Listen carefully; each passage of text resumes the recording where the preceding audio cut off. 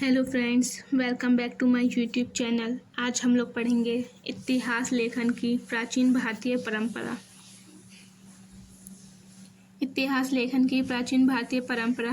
प्राचीन भारत में इतिहास की अवधारणा का अस्तित्व हमें वैदिक काल से ही स्पष्ट प्राप्त होता है। भारत में अति प्राचीन काल से ही इतिहास लेखन की अपेक्षा मौखिक इतिहास की परंपरा विद्यमान थी। डॉक्टर श्याम सुंदर निगम के अनुसार भारत वास्तुतः त्रुटि परंपरा देश है। सदियों तक मंत्र, दृष्टांत, ऋषियों की वाणी मौखिक रूप से किंतु अत्यधिक प्रामाणिकता के साथ प्रत्यक्षहीन यात्रा करती रही। लिपिबद्ध न होने पर भी ये परंपरा मौखिक इतिहास की परंपरा भारतीय इतिहास एवं संस्कृति की आधारशिला बनी। अतः प्राचीन भारतीय साहित्य में हिंदुओं के पुराणों, बौद्ध व जातकों व भक्ति गीतों में सामाजिक स्थिति व समाज का समुचित ढंग से वर्णन है। वोल्टेयर ने अच्छे इतिहास का वास्तविक रूप माना है। इस तथ्य को सभी विद्वानों ने स्वीकार किया कि मुद्राओं, अभिलेखों, कांस्य व प्लेटों व सिक्कों के रूप में प्राचीन इतिहास को जानने के महत्वपूर्ण साक्ष्य बड़ी मात्रा में आज भी उपलब्ध हैं। इनमें नाम विशेष रूप से उल्लेखनीय हैं: अश्वघोष का बुद्धचरित, बाणभट्ट का हर्षचरित, कल्हड़ का राजतरंगिणी, कौटिल्य का अर्थशास्त्र। वैदिक साहित्य। प्राचीन भारतीय विद्वानों ने इतिहास लेखन के क्षेत्र में साहित्य एवं धार्मिक ग्रंथों के रूप में पर्याप्त साक्ष्यों की रचना की। निम्न प्राचीन ग्रंथों में तत्कालीन भारत की राजनीतिक, सामाजिक, आर्थिक, धार्मिक एवं सांस्कृतिक पहलुओं पर पूर्ण प्रकाश डाला गया। नेक्स्ट, वेद। वेद वैदिक साहित्य के प्राचीनतम ग्रंथ हैं। धार्मिक साहित्य के रूप में लिखी कृतियों में वेदों का स्थान सबसे उल्लेखनीय है। इनकी संख्या 4 है: ऋग्वेद, सामवेद, यजुर्वेद, अथर्ववेद। यद्यपि इनके लेखन का उद्देश्य धार्मिक था, किंतु इनमें भारत की वैदिककालीन राजनीतिक, सामाजिक, आर्थिक एवं धार्मिक दशा का विस्तृत वर्णन प्राप्त होता है। इनमें प्राचीन प्रशासन व्यवस्था और युद्ध कला का भी ज्ञान मिलता है। अतः इन ग्रंथों को प्राचीन भारत की जानकारी का अद्भुत खजाना कहा जाता है। उपनिषद। उपनिषद वेदों के बाद उपनिषदों का भी ऐतिहासिक साक्ष्य के रूप में अत्यंत महत्व है। इनमें यज्ञों का सविस्तार वर्णन, वैदिक मंत्रों का उपयोग व राजनीतिक व सामाजिक कार्यों के जीवन पर प्रकाश पड़ता है। वैदिक साहित्य का अंतिम स्तर उपनिषदों में है। इनमें दार्शनिक समस्याओं पर विस्तृत विश्लेषण किया गया है। सूत्र साहित्य। सूत्र साहित्य का इतिहास निर्माण में विशेष योगदान है। सूत्रों के 3 भाग हैं: कल्पसूत्र, गृह्यसूत्र, धर्मसूत्र। कल्पसूत्रों में वैदिक यज्ञों को शास्त्रीय विधि से वर्गीकरण का वर्णन किया गया है। गृह्यसूत्रों से संबंध रखने वाले संस्कारों, कर्मकांडों व मौसमी यज्ञों का वर्णन है। धर्मसूत्रों में सामाजिक, राजनीतिक व वैधानिक व्यवस्था दी हुई है। सूत्र साहित्य के अंतर्गत वेदांगों को भी रखा गया है, जो सूत्र के रूप में लिखे गए हैं। वेदांगों की संख्या 6 है: शिक्षा, कल्प, निरूतक, व्याकरण, छंद, ज्योतिषी।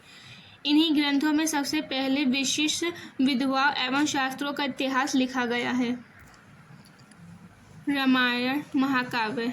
रामायण के रचयिता वाल्मीकि थे। रामायण में प्राचीन राजतंत्र व्यवस्था का वर्णन किया गया है तथा दक्षिण की ओर भारत के विस्तार को दर्शाया गया है। तत्कालीन वर्ण व्यवस्था का वर्णन भी मिलता है, जिसमें ब्राह्मणों को समाज में सर्वोच्च स्थान प्राप्त था।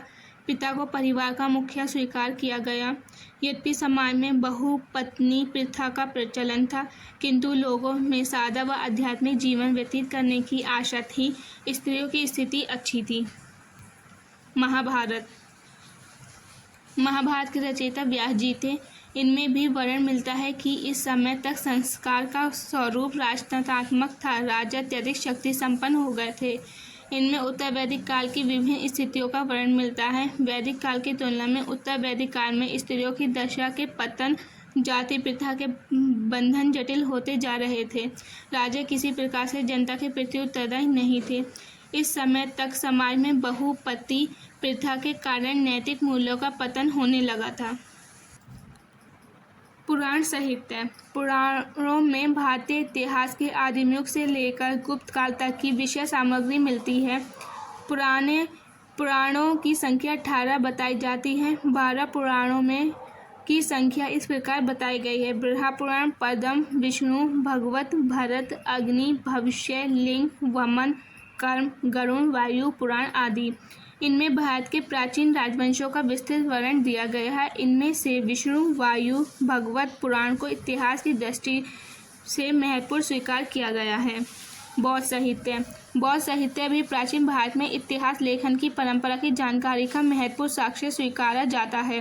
बौद्ध साहित्य के 3 मुख्य अंग हैं: पिटक, जाटक, निकाय।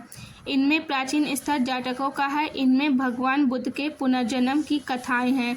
बौद्ध साहित्य में त्रिपिटक का महत्वपूर्ण स्थान है। इसमें भगवान बुद्ध के वचनों व सिद्धांतों का संग्रह है। ये 3 हैं: सूत पिटक, निकाय, साथ ही बौद्ध ग्रंथ दीप वंश, महावंश का वर्णन से भी इतिहास का ज्ञान मिलता है। जैन साहित्य इतिहास कला का प्रतिनिधि इतिहासकार आचार्य हेमचंद्र जी थे। इसमें परिविष्ट प्रबंधक नामक ग्रंथ की रचना की थी। इनमें जैन साहित्य की बिखरी हुई ऐतिहासिक सामग्री को एकत्रित किया गया है। इसके अतिरिक्त कलसूत्र, ज्ञान, धर्म, कथा, त्रिलोक पुराण आदि जैन ग्रंथों का भी इतिहास लेखन के क्षेत्र में महत्वपूर्ण योगदान है। ऐतिहासिक साहित्य धार्मिक इतिहास के साथ साथ अनेक ऐसे ग्रंथ में उपलब्ध हैं जिनका ऐतिहासिक दृष्टि से तथा तत्कालीन सामाजिक, राजनीतिक, आर्थिक व धार्मिक जीवन की जानकारी की दृष्टि से विशेष महत्व है।